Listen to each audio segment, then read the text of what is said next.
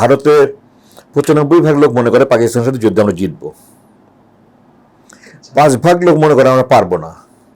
আর এই ৫% হলো সামরিক বাহিনী। কিভাবে নাকে খত দিয়ে তারপরে শান্তি চুক্তি করলো ইরানের মতো একটা দেশের সাথে। চীন যা করে খুব ঠান্ডা মাথায় চুপচাপ করে, হাউমাউ হইচই করে না কিছু। আর ভারত যা না করতে পারবে তার চেয়ে বেশি হইচই করে। এমনভাবে আমাদের কর্ম পরিকল্পনা করতে হবে যেন ২০-২৫ বছর পরে আমেরিকা, ইসরায়েল এবং ভারত সমস্ত বিশ্ব নিয়ন্ত্রণ করে। প্রথম কথা হলো যে আজীবন আমি যদি পৃথিবীর ইতিহাস দেখি তাহলে আজীবন আমেরিকা ভারতের শত্রু ছিল। কারণ আমেরিকার প্রধান শত্রু ছিল রাশিয়া, সোভিয়েত ইউনিয়ন যেটা ছিল, এবং ভারত সোভিয়েত ইউনিয়ন মিত্র ছিল। তো আন্তর্জাতিক ফর্মুলা অনুযায়ী my enemy's friend is my enemy, আমার শত্রুর যে বন্ধু সে আমার শত্রু। সেই দর্শন অনুযায়ী আমেরিকা এবং ভারত আজীবন শত্রু ছিল। এটা ছিল আপনার দ্বিতীয় বিশ্বযুদ্ধের পর থেকে নিয়ে, যখন আপনার ওয়ার্সো প্যাক্ট এবং ন্যাটো প্যাক্ট দুটা জোট ছিল, এই জোটগুলো যখন শেষ হয়ে গেল, ওয়ার্সো প্যাক্ট সোভিয়েত ইউনিয়ন ভেঙে গেল। আমি 89 শেষের কথা বলছি, তখনকার কথা। তখন যখন আর রাশিয়ার সাথে সেই শত্রুতা থাকলো না, তখন আস্তে আস্তে চীনের ইকোনমিক গ্রোথ, অর্থনৈতিক প্রবৃদ্ধি এত বেশি হতে লাগলো যে ওরা চীনকে ভয় পাওয়া শুরু করলো। তো এই অঞ্চলে চীনকে কাউন্টার করার জন্য তারা ভারতকে বেছে নিয়েছিল, আমেরিকা। এবং সেই সুবাদেই ভারত সাথে আমেরিকার সুসম্পর্ক গড়ে ওঠে। এখানে আরেকটা জিনিস আছে, সেটা হলো যে আমেরিকানরা তো আপনি জানেন ওদের পলিসি মেকিং লেভেলে সিনেটের বেশিরভাগই ইহুদি, ওদের মাল্টিন্যাশনাল কোম্পানি বেশিরভাগই ইহুদি, এবং তারা হলো ইসরায়েল আমেরিকা চুক্তি, ইসরায়েল এলাকাটা জোট একটা সম্প্রতি দেখা গেছে এটা ইরান যুদ্ধে। তো আমেরিকা 1980 দশকের শেষে থেকে যখন এই অবস্থা চলছে এবং সোভিয়েত ভেঙে গেছে, তখন থেকে তারা প্ল্যান করেছে যে আমরা এমনভাবে আমাদের কর্ম পরিকল্পনা করতে হবে যেন ২০-২৫ বছর পরে আমেরিকা, ইসরায়েল এবং ভারত সমস্ত বিশ্ব নিয়ন্ত্রণ করে। এটা 1987 কি 88 সালে American under secretary of state, তার নাম কি ইরকলজেন ছিল, আমি তার একটা পড়েছি, তার একটা স্পিচের লেখাটা পড়েছি আমি, একটা যে সে বলেছিল we should plan in a manner that 25 years from now America, Israel and India controls the whole world. এবং আপনি দেখেন গত 30-35 বছর ইতিহাস দেখেন, আসতে কিন্তু তার দুনিয়াটা ওদিকেই যাচ্ছে। চীন আর ভারতের মধ্যে একটা খুব বড় পার্থক্য আছে আমি যেটা দেখি।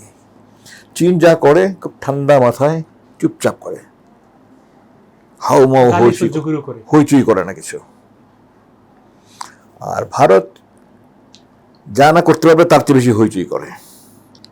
এই শুভেন্দু অধিকারী বলেছে, তারপরে আপনার এই রাষ্ট্রদূত এসে বলেছে, দীনেশ ত্রিবেদী, এদের কিছু কিছু চেলাচামুন্ড এখানে বলছে, ওরা সাহস করবে না কোনোদিন। এই যে কদিন থেকে দেখছেন না পুতিনের চেষ্টা কিভাবে আরো মার খাচ্ছে।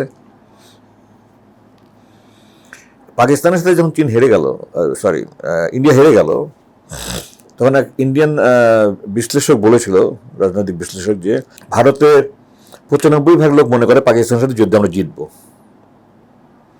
৫% লোক মনে করে আমরা পারবো না। আর এই ৫% হলো সামরিক বাহিনী।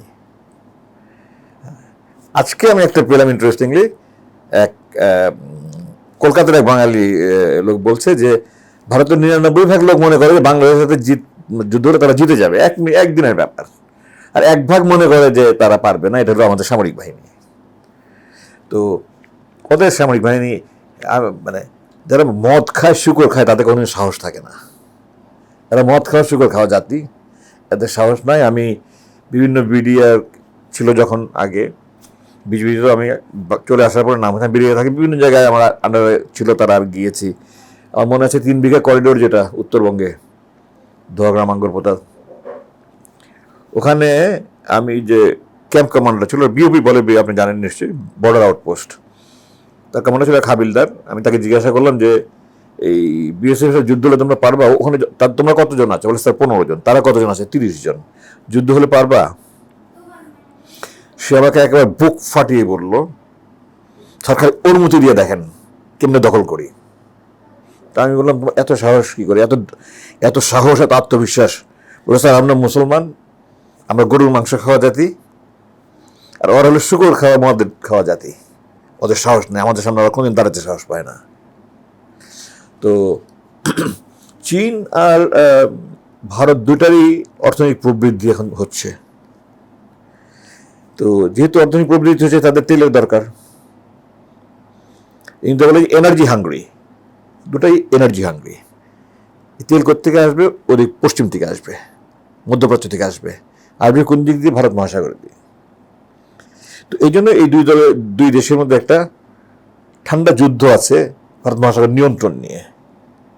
চীন ভয় পায় যে ভারত কখন আমাদের ওটা ব্লক করে দেয়, আমাদের ভারত নৌবাহিনী দিয়ে কখন আমাদের অয়েল সাপ্লাই রুটটা বন্ধ করে দেয়। স্লক বলে, sea line of communication, SLOC। চীনও, ভারতও চিন্তা করে যে চীন যদি ব্লক করে দেয় তখন আমাদের কী হবে। এদের তো মনে করেন অয়েল সাপ্লাই বন্ধ হলে তো দুই দেশে একেবারে মাঠে মারা যাবে। তো এই জন্য তাদের মধ্যে একটা ঠান্ডা যুদ্ধ আছে। তো এখন সার্বিক পরিস্থিতির আলোকে আমি এই প্রধানমন্ত্রীর বর্তমান সফরটাকে খুব ইতিবাচকভাবে দেখছি, যে এটা একদিক দিয়ে ভারতকে বৃদ্ধাঙ্গুলি দেখানো হলো, যে আমরা যে আমরা তোমাদেরকে পরোয়া করি না, আমরা আমাদেরটা নিয়ে, আমাদের যেভাবে আমাদের দেশের কল্যাণের জন্য যেটা করণীয় আমরা সেটা করবো। এবং দুইটা দেশের নির্বাচন আমি খুব মনে করি খুব ভালো হয়েছে। কী কী চুক্তি হয়েছে এগুলো জানা গেলে বিস্তারিত বোঝা যাবে, কিন্তু আমি এটা খুব ইতিবাচকভাবে দেখছি। এবং আমি অনেক আগে বলেছিলাম যে চীনের যে ডাবল ডিজিট গ্রোথ রেট বলে আর কি, 10-এর বেশি ওদের প্রবৃদ্ধির হার অর্থনৈতিক, এখন তো এত দ্রুত বেড়ে যাচ্ছে যে আমেরিকান ভয় পেয়ে গেছে। আর যদি আমেরিকার একজন প্রজ্ঞাবান প্রেসিডেন্ট হতো তাহলে জিনিসটা হয়তো অন্যরকম হতে পারতো। বাট বর্তমান প্রেসিডেন্টের সাথে মানসিক রোগী আমার কাছে মনে হয়। কীভাবে নাকে খত দিয়ে তারপরে শান্তি চুক্তি হলো ইরানের মতো একটা দেশের সাথে। তবে পাশাপাশি প্রশ্নটা হলো ইরানের বিষয়ে একটু বলেছিলেন আপনি, তারপরেও এটা নিয়ে আমার আগ থেকে প্রশ্ন ছিল, কিন্তু কোনো কারণে বলা হয় নাই যে চুক্তি তো হয়েই গেল। এখন মানে ভাষ্যটা হচ্ছে এরকম যে পারমাণবিক বোমা তৈরি ঠেকাতে, একটা সত্য ঠেকাতে 22টা সত্য অথবা 14টা সত্য আমেরিকা মেনে নিয়েছে। মানে অনেকটা নাকে খত দেওয়ার মতো অবস্থা। মানে ইরানের এই পাওয়ারফুল হওয়ার ব্যাপারটা, এটা ওদের দেশপ্রেম, ওদের ইমান, আমি ওদেরকে সেলিউট করি। ওদের ইমান, আমাদের দেশে আমরা শিয়া সুন্নি ভেদাভেদ কেন থাকবে আমাদের? হ্যাঁ, শিয়াদের মধ্যে কিছু কিছু গোত্র আছে যারা আপনার ইসলামের বাউন্ডারি থেকে বেরিয়ে গেছে। এক আল্লাহ, এক রসুল, এক কোরআন, এক কিয়ামত, আখিরাত, বেহেশত, দোজখ, তাহলে আমাদের মধ্যে এত ভেদাভেদ কেন থাকবে? তো সেই দৃষ্টিকোণ থেকে আমি মনে করি তাদের ইমান অনেক শক্ত। তাদের দেশপ্রেম যদি থাকে, 71 সালে দেখেছে দেশপ্রেম থেকে মানুষ কী করেছে। দেশপ্রেম থেকে ভিয়েতনাম 30 বছর যুদ্ধ করে আমেরিকা থেকে স্বাধীনতা অর্জন করেছে। দেশপ্রেম থেকে আমরা যদি রসুলের জীবনে দেখি, দেশপ্রেম থেকে তার 3 গুণ। এখন তো টেকনোলজি ওয়ারফেয়ার হয়, এখন সাইবার ওয়ারফেয়ার হবে, কিন্তু তখন তো 1-to-1 ডুয়েট ছিল। সেই সময় 3 গুণ 4 গুণ শক্তির সাথে যুদ্ধ করে জিতেছে শুধু ইমানের জোর এবং দেশপ্রেম, এই দিয়ে সমন্বয়। তো ওদেরই দুটো আছে। আর প্লাস ওদের যে ডিফেন্স ডক্ট্রিন যেটা আছে ওদের, সেটা আমরা মিলিটারিতে বলি সেন্টার অফ গ্র্যাভিটি। বাংলাদেশের কনটেক্সট যদি বাংলাদেশের প্রেক্ষাপটে চিন্তা করেন, সেন্টার অফ গ্র্যাভিটি বা হাসিনা, মানে তাকে আঘাত করে যদি সরাই ফেলা, আওয়ামী লীগ পুরো কলাপস। ইরাকে ছিল সাদ্দাম, লিবিয়া ছিল গাদ্দাফি। তো তারা এটাকে অবজার্ভ করেছে যে শত্রু সবসময়, মানে মিলিটারি ট্যাকটিক্স যে কৌশল, এটা সেন্টার অফ গ্র্যাভিটিকে আইডেন্টিফাই করে, চিহ্নিত করে ওটাকে আঘাত করতে পারলে চলবে।